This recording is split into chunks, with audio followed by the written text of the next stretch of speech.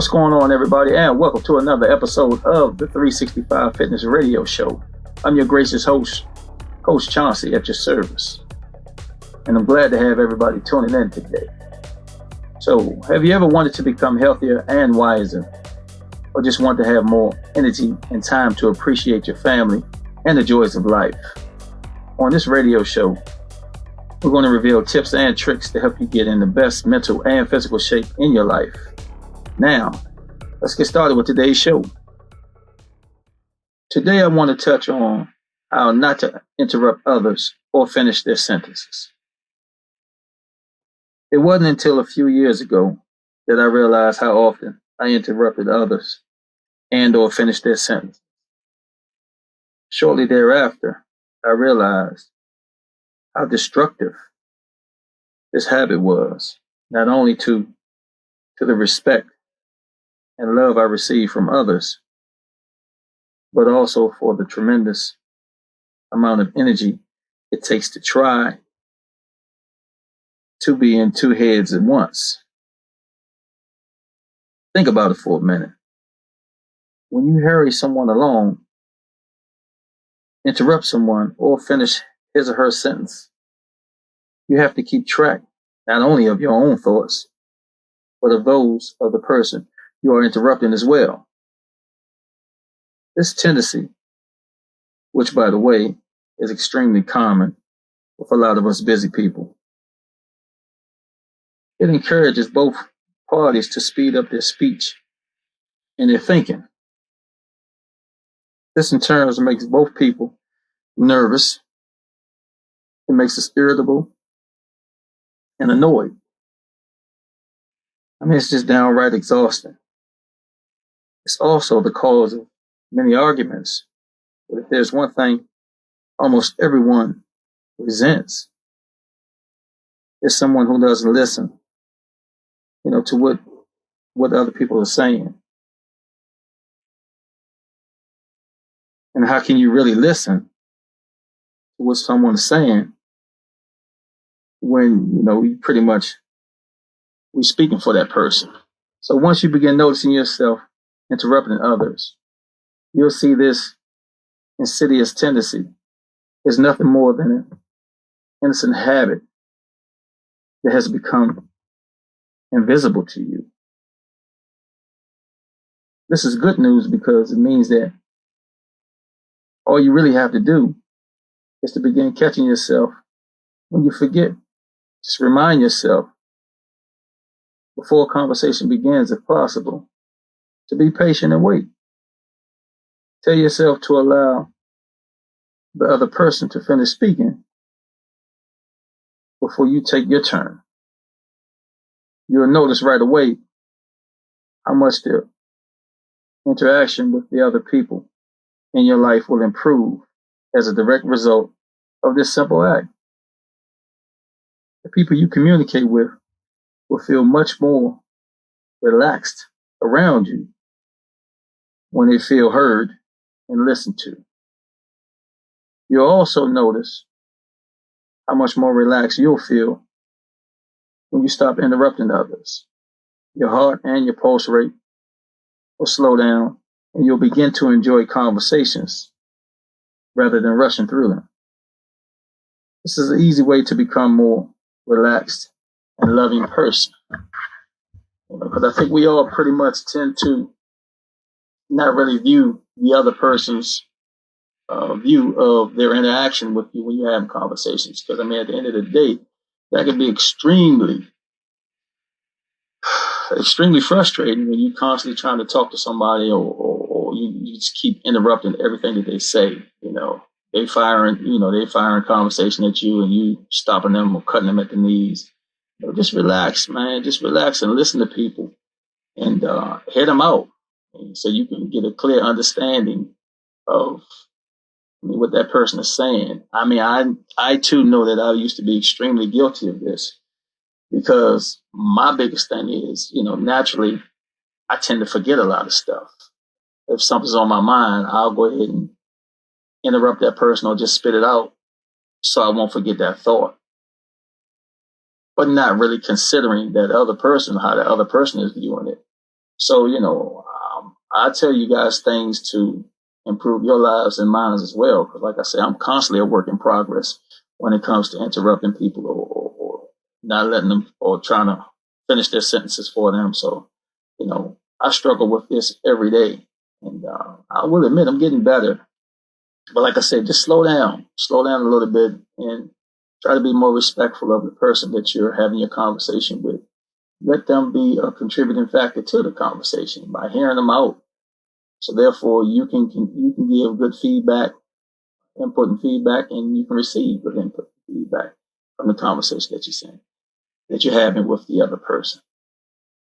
And that doesn't just apply to adults. I mean, I think it should apply especially to your kids.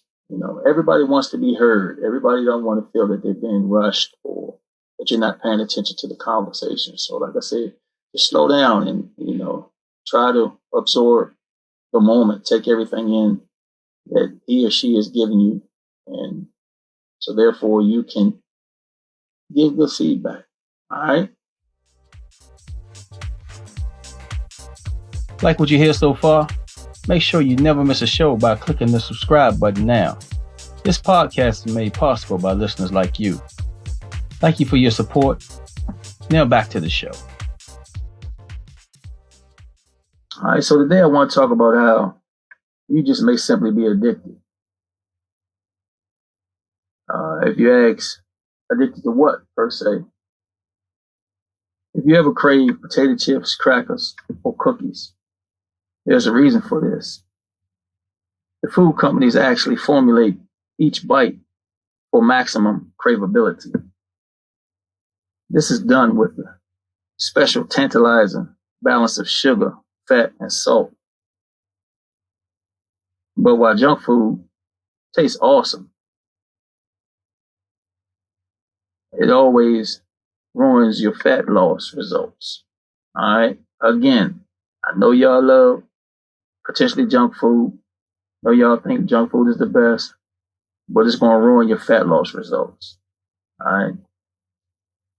And these days, junk food is often deceptively marked and packaged as healthy choices.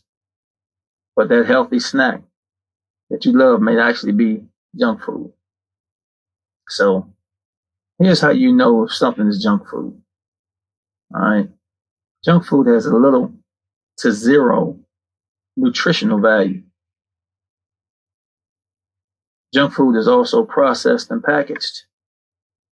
Junk food is high in sugar, fat, and salt. Junk food is also going to be high in calories. I still got two more. Junk food is rarely eaten out of hunger. And the last thing, soda, convenience foods, packaged snacks, and frozen treats. Sorry. All right. So you got 4 steps to potentially end your junk food addiction. All right. So what if your diet was 100% free of junk food? How would your results improve? How would you feel? How many empty calories would you save yourself from? All right. These are just some of the things I want you to think about. So we're going to make this happen. So look here. So step 1. I've been talking about this pretty much all week. You're going to have to toss that junk food. We just got to toss the junk, all right? So step 1 is real simple. Get rid of all the junk food that you currently have in your house, office, or even your car. I want you to go through with a big garbage bag and toss anything that remotely resembles junk food. All right? I want you to remember that junk food is stuff that is high in empty calories. All right? Step 2, I want you to stock up on healthy snacks. Now, I know you didn't think I was going to let you guys starve. So step 2 is where you're going to go to the store and you're going to stock up on delicious, nutritious foods that will take the place of the junk food, like nuts. You got nuts, you got seeds, you got fruit, you got veggies, you got hard-boiled eggs, you got meatballs, you got hearty salads. All great items to have on hand. You'll notice that you will eat less of these healthy snacks, since they aren't empty calories, but rather nutrient-filled calories that satisfy your hunger. Step 3, I want you to pause. All right? So when the next craving strikes you, I want you to tell yourself, hey, pause. This word is actually a handy acronym. Ask yourself, am I hungry? Am I angry? Am I lonely or tired? If you're hungry, then reach for one of the healthy snacks from step 2. If you're angry, then explore the issue and seek resolution. If you're lonely, then reach out to a friend instead of reaching for some junk food. And if you're tired, then make the time to grab a nap or get to bed early to catch up on some sleep. All right? And the last and final step, step 4, I need y'all to stick with it. I say this all the time. You got to stick with this stuff. This is a journey. All right? So the first day that you go without junk food, naturally it's going to be the hardest. The second day will be a little bit easier. The third day, it's going to be more of a smidget easier than the second day, and so on. The fact is that your taste buds will adjust to the foods that you're getting used to. So when your diet is filled with junk food, then that is what your taste buds are going to crave. But as you shift to a diet filled with fresh, nutritional foods, and your taste buds will forget all about the old junk food. So like I say, man, just stick with it. Take one day at a time. And then you'll break free of the grasp of this junk food addiction. All right?